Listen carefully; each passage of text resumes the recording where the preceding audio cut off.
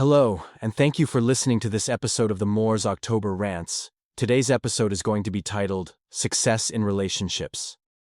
I think when it comes to success in relationships, or even just understanding what a successful relationship is, the answer really depends on who you're asking. Everyone has a different idea of what a successful relationship looks like. And the truth is, there's no universal rulebook that defines what's right or wrong in love. What feels like a win to one person might seem like a total disaster to someone else. And that's okay. That's how it's supposed to be.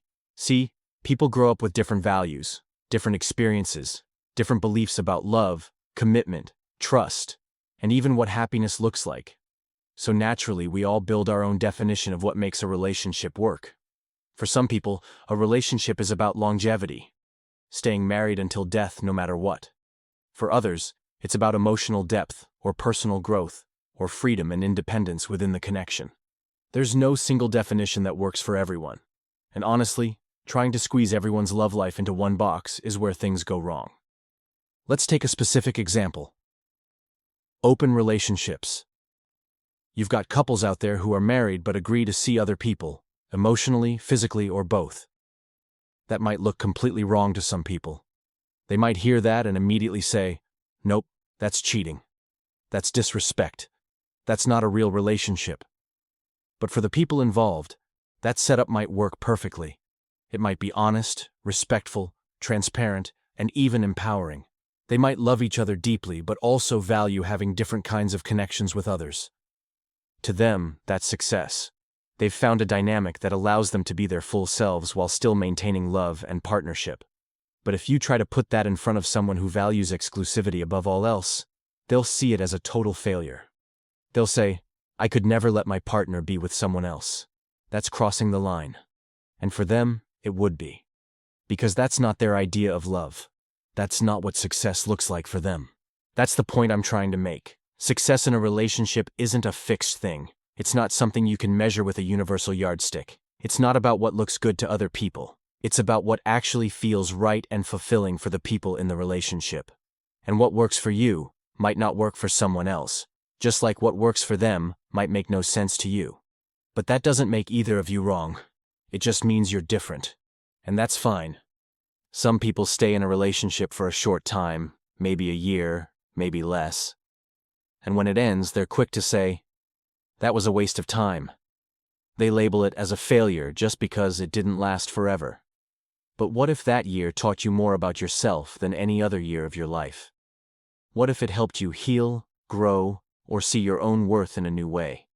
Does that still count as a failure? Or was it just a chapter in your life that had a purpose? On the flip side, some people stay in long-term relationships that are miserable, but they'll say it's successful just because it's lasted. So is that really success? Just staying together for the sake of staying together, even if the connection is gone, even if you're both unhappy and just going through the motions? Again, it all depends on perspective. For me, I think a relationship can be successful even if it ends. It can be a beautiful experience for a season of your life. And when it runs its course, you take the lessons and the memories and move forward. That's not a failure. That's just life moving the way it's supposed to. But then there's the constant noise from other people. This is another huge part of it. People always have opinions about your relationship. They want to weigh in, judge it, dissect it, even when they have no clue what's actually going on between you and your partner. They'll say things like, "Why are you with them?" Or, "How long have you been dating?" Or, "Are you sure they're right for you?" They love to poke holes and find flaws even when they're not invited. They'll judge your partner's looks. They'll comment on their job, their age, their past, their family, or even their social media. It never ends. But here's what people forget. They're not the ones in the relationship. You are. You're the one who actually spends time with that person. You're the one who has the inside view, not them. And this happens all the time with long-distance or online relationships too. People will straight up say it's not a real relationship. They'll claim it'll never work because it's happening through a screen or across countries or states. They'll say you can't build anything solid if you're not physically together. But again, it's not up to them. If the connection is real and the effort is there, it absolutely can work. It's just different, not broken. Some people thrive in long-distance dynamics. They value communication. They build strong emotional bonds. They trust each other, they plan for the future, and they find creative ways to stay connected. For them, that's love. That's commitment. And yes, that's success. But again, the outside world will be quick to call it unrealistic or doomed. It's easier for people to doubt what they don't understand. The same goes for age gaps. You'll see people in relationships with 10, 15, even 20-year age differences, and instantly people start judging. They're too old for you. You're too young for them. That's not going to work. But again, if the people in the relationship are happy, why does it matter? Age doesn't automatically determine compatibility. Emotional maturity, shared values, mutual respect, those things matter way more. Some relationships just don't make sense from the outside, and maybe they're not supposed to. Maybe you're not meant to understand why it works for them. You just have to accept that it does. Personally, I don't understand open relationships. That's not how I'm wired. I like monogamy. I like the idea of building something deeply committed and exclusive. The thought of my partner being intimate with someone else would crush me. So yeah, open dynamics? They don't make sense to me emotionally, but I've come to realize I don't need to get it. It's not mine to get. It's not for me. And that's okay. What matters is that the people involved are happy.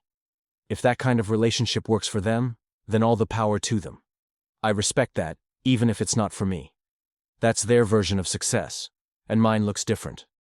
But we can both be right. The truth is, no one else gets to decide whether your relationship is successful. No one else has to live in it. You do. You and your partner are the ones who share the moments, make the decisions, carry the emotional weight. If it feels real and good and honest to you, then that's what matters. Not how it looks. Not how long it lasts.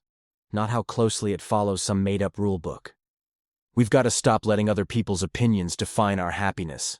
You don't need your relationship to make sense to the world. You just need it to make sense to you.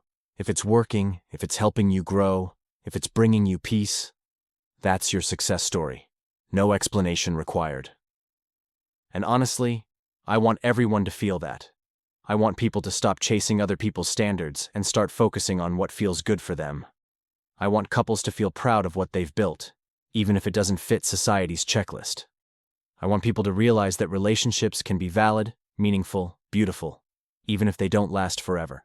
Even if no one else claps for them. Even if nobody else gets it. Because in the end, we all define relationships in our own way, and that's exactly how it should be. Anyways, thank you for listening to this episode of the Moors October Rants. Signing out. Have a good one, guys. Goodbye for now.